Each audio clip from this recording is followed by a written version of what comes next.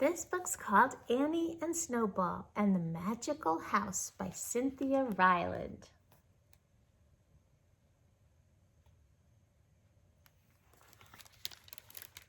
At school, Annie made a new friend. Her friend's name was Sarah. One day, Sarah invited Annie over to play.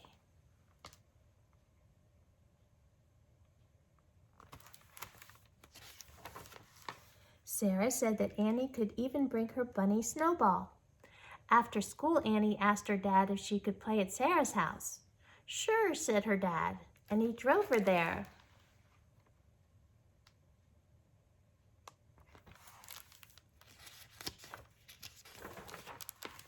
Sarah's house looked like a gingerbread cottage.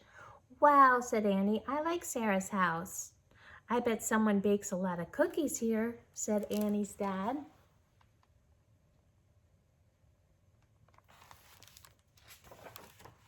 He knocked on the door. When it opened, Sarah was there with her mother. Sarah's mother was very friendly. She invited Annie and her dad and Snowball inside. "Wow," said Annie.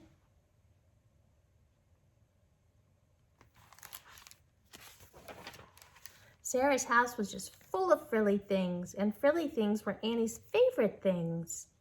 "I like your lamps and your teacups and your flowery chairs," said Annie.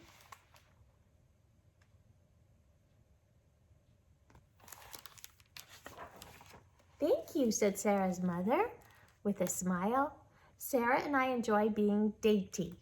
"Me too," said Annie. Sarah's mother gave Annie's dad a plate of sparkle cookies.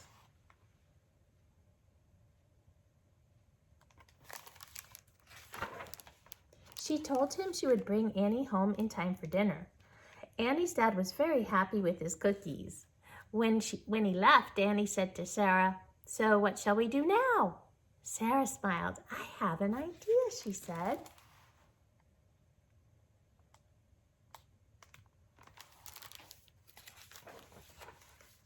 Sarah took Annie into the garden. "It's so pretty," said Annie. The garden had rows of roses and climbing vines and walls of ivy and lovely stone angels.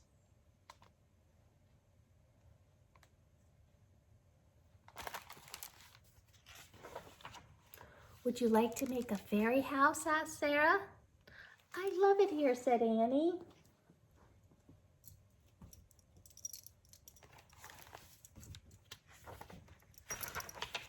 Fairies like to have tea parties, and they need a special garden house just for fairy tea, Sarah said. Annie smiled. Already she was having so much fun. Snowball was having fun too. She was nibbling some lavender.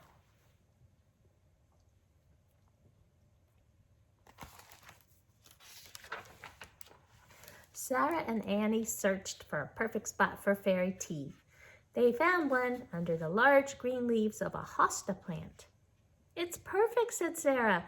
"Nice and private," said Annie. Then they set about making the fairy house.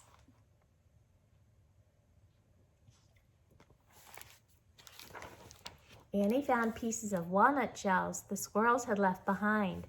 The shells would make perfect chairs. Sarah found a nice smooth stone for a tea table.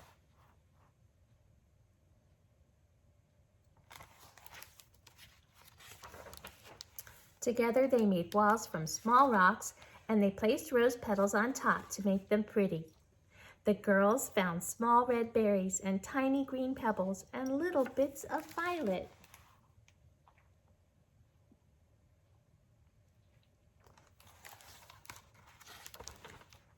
They found bird feathers and tiny pine cones, and they found a bit of bark with a hole in its center. It was perfect for a fairy door.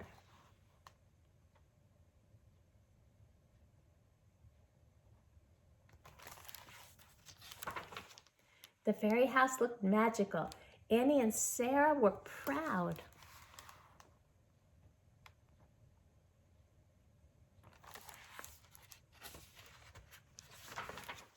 "I wish the fairies would invite us for tea," said Annie. "Maybe someday they will," Sarah smiled. "In the meantime, would you like some cookies and milk?" Yes, said Annie. She blew a rose petal off Snowball's nose and followed Sarah inside.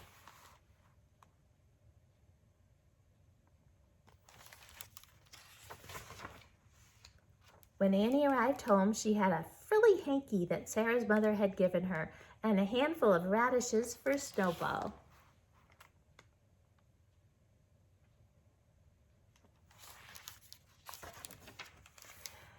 Are there any sparkle cookies left? Annie asked her dad. Oops, said Annie's dad. Annie smiled.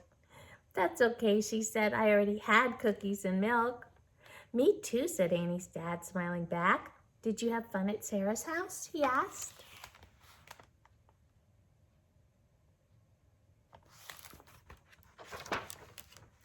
Annie thought about the garden and the fairy house and all of the fairy tea parties to come. She nodded her head.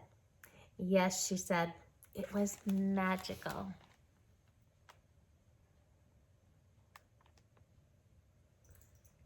The end.